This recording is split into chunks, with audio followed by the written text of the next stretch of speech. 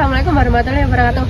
Semua, perkenalkan nama saya Mutia Irdin dengan NIM 245100003. Di sini saya akan membuat video edukatif dengan judul kasus Wadas Purworejo di Jawa Tengah. Sebelum membahas kronologi kasus Wadas di Purworejo, Jawa Tengah, kita harus mengetahui apa itu HAM dan pentingnya HAM. HAM merupakan hak-hak yang sudah melekat pada manusia sejak lahir yang bersifat universal dan tidak dapat dicabut tanpa membedakan ras, agama, dan jenis kelamin. Lalu apa pentingnya HAM? HAM adalah menjamin martabat, kebebasan, serta menjadi dasar masyarakat yang adil, aman, dan stabil. Lalu HAM juga melindungi hak-hak dasar seperti kebutuhan pangan, pendidikan, tempat tinggal, dan kebebasan berpendapat. Penegakan HAM juga melindungi kelompok rentan. Kasus Wadas di Desa Purworejo, Jawa Tengah ini, konflik ini terjadi antara pihak warga Desa Wadas dengan aparat kepolisian yang dilatar belakangi atas perencanaan penambangan batuan andesit.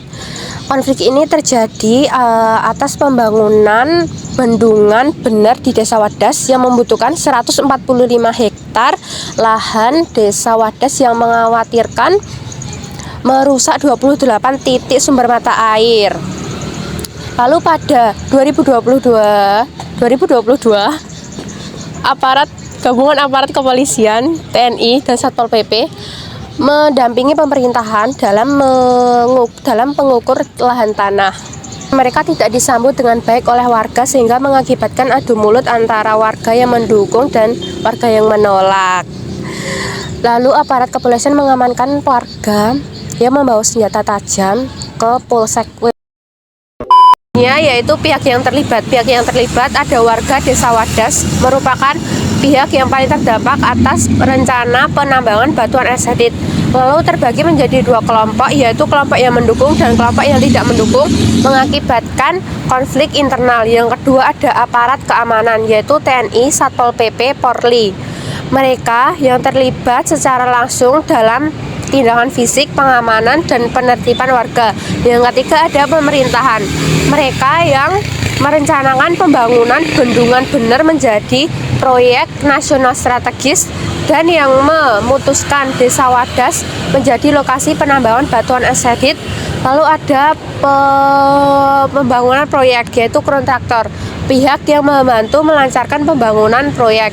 Yang terakhir ada aktivis dan lembaga Komnas HAM. Dalam kasus Wadas, Komnas HAM mengidentifikasi adanya tindakan kekerasan yang dilakukan oleh aparat keamanan dalam pengamanan saat pengukuran lahan. Pada 14 Februari 2022, Komnas HAM mengadakan pertemuan dengan Wakapolda meminta untuk mengusut tuntas aparat yang melakukan kekerasan dan mengembalikan barang-barang yang disita serta tidak memberikan stempel hoax ke sosial media yang sedang memberi perkembangan secara langsung di lapangan dan membuat koordinasi untuk pencegahan kekerasan itu terjadi. Kasus ini melanggar beberapa hak seperti hak atas tanah dan penghidupan. Jika dilakukan pembangunan ini, warga akan kehilangan lahan pertanian, mata air, dan sumber mata pencariannya. Lalu ada hak kebebasan berpendapat. Warga yang tidak menyetujui ingin menyampaikan pendapatnya, namun situasi yang genting dan gesekan fisik membuat ruang publik mereka terbatas. Lalu ada hak rasa aman.